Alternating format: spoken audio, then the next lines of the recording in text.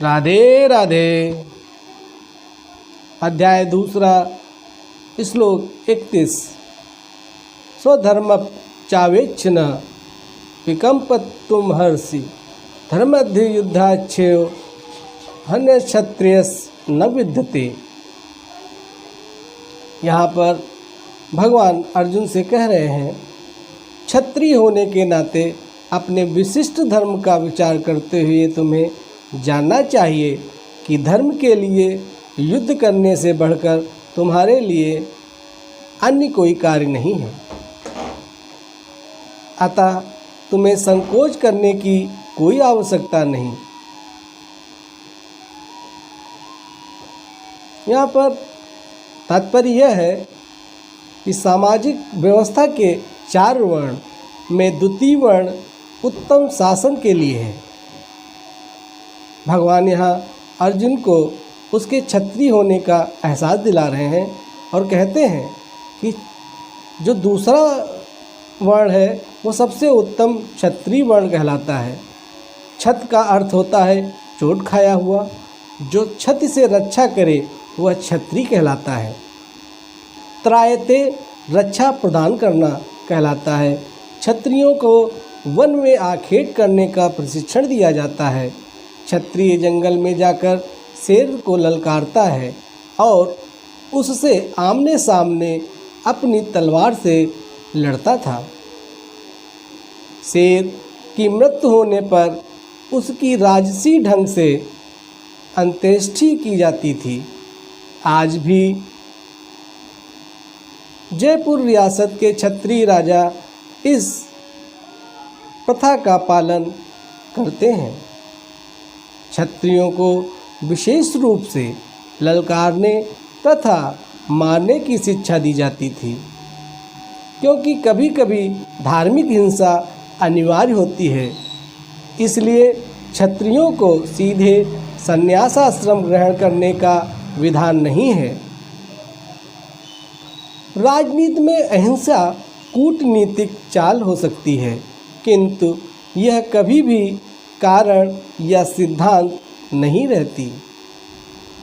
धार्मिक संहिताओं में उल्लेख भी मिलता है। क्षत्रियों के बारे में ऐसे बहुत सारे उल्लेख हैं जो हमारे ग्रंथों में भी विद्यमान हैं।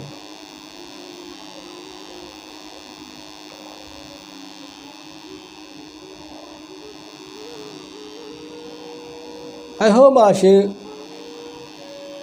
मिथोन्योन जिज्ञासन्तो महिच्छति युद्धमाना परम सकत्वा स्वर्गयान्ता परामुखा यज्ञेषु पशवो ब्रह्मान् हन्यते शतं द्विजे संस्कृतः किल मंत्रेयस ते स्वर्गमापुवन्। युद्ध में विरोधी ईर्ष्यालु राजा से संघर्ष करते हुए मरने वाला राजा या क्षत्रिय को मृत्यु के अनंतर वे ही उच्च लोक प्राप्त होते हैं, जिनकी प्राप्ति यज्ञानि में मारे गए पशुओं को होती है। अतः धर्म के लिए युद्ध भूमि में वध करना तथा यागिक अग्नि के लिए पशुओं का वध करना हिंसा कार्य नहीं माना जाता, क्योंकि इसमें निहित धर्म के कारण प्रत्येक व्यक्ति को लाभ पहुंचता है और यज्ञ में बलि दिए गए पशुओं को एक स्वरूप से दूसरे में बिना विकास प्रक्रिया के ही तुरंत मनुष्य का शरीर प्राप्त हो जाता है। इसी तरह युद्ध भूमि में मारे गए क्षत्रिय यज्ञ संपन्न करने वाले ब्राह्मणों को प्राप्त होने वाले स्वर्गलोक में जाते हैं। वह स्वधर्म 2 प्रकार का होता है। जब तक मनुष्य मुक्त नहीं हो जाता तब तक मुक्ति प्राप्त करने के लिए धर्म के अनुसार शरीर विशेष के कर्तव्य करने होते हैं। जब वह मुक्त हो जाता है तो उसका विशेष कर्तव्य या स्वधर्म आध्यात्मिक हो जाता है और देहात्म बुद्धि में नहीं रहता। जब तक देहात्म बुद्धि है तब तक ब्राह्मणों तथा क्षत्रियों के लिए स्वधर्म पालन अनिवार्य होता है। स्वधर्म का विधान भगवान द्वारा होता है, जिसका स्पष्टीकरण चतुर्थ अध्याय में किया जाएगा। शारीरिक स्तर पर स्वधर्म का पालन व वर्णश्रम धर्म अथवा आध्यात्मिक बोध का प्रथम सोपान कहते हैं। वर्णाश्रम धर्म अर्थात प्राप्त शरीर के विशिष्ट गुणों पर आधारित स्वधर्म ही अवस्था में से मानवीय सभ्यता का शुभारंभ होता है। वर्णाश्रम धर्म के अनुसार किसी कार्य क्षेत्र में स्वधर्म को निर्वाह करने से जीवन के उच्च पद की प्राप्ति होती है। श्लोक 32 यदृच्छाचोपन्नम स्वर्गद्वारमाप्रवृत्तं सुखीं क्षत्रियः पार्थ लभते युद्धमीदृश्यम्। भगवान श्री कृष्ण से कहते हैं, भगवान श्री कृष्ण अर्जुन से कहते हैं, हे पार्थ, वे क्षत्रिय सुखी हैं जिन्हें ऐसे युद्ध के अवसर अपने आप प्राप्त होते हैं जिससे उनके लिए स्वर्गलोक के द्वार खुल जाते हैं। तात्पर्य यह है कि विश्व के परम गुरु भगवान कृष्ण अर्जुन की इस प्रवृत्ति को भर्त्सना करते हैं। जब वह कहता है कि उसे इस युद्ध में कुछ भी तो लाभ नहीं दिख रहा है, इससे नरक में शाश्वत वास करना होगा, अर्जुन द्वारा ऐसे वक्तव्य केवल अज्ञानजन्य थे।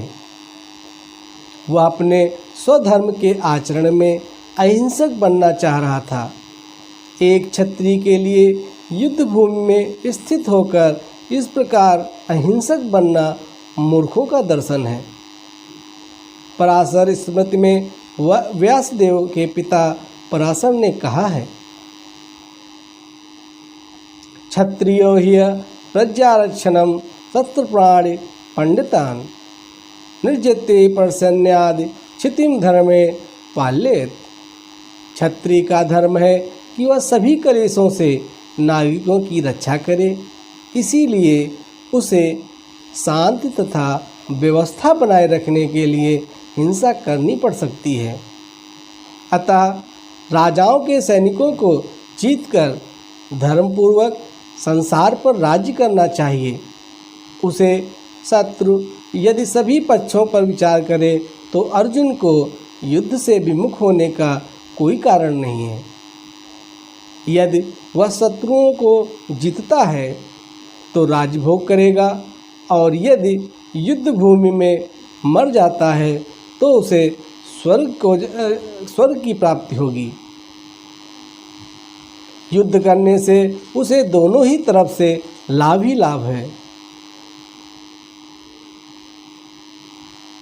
श्लोक 33 अथ चैत्यमं धर्म संग्रामं न करिष्यत्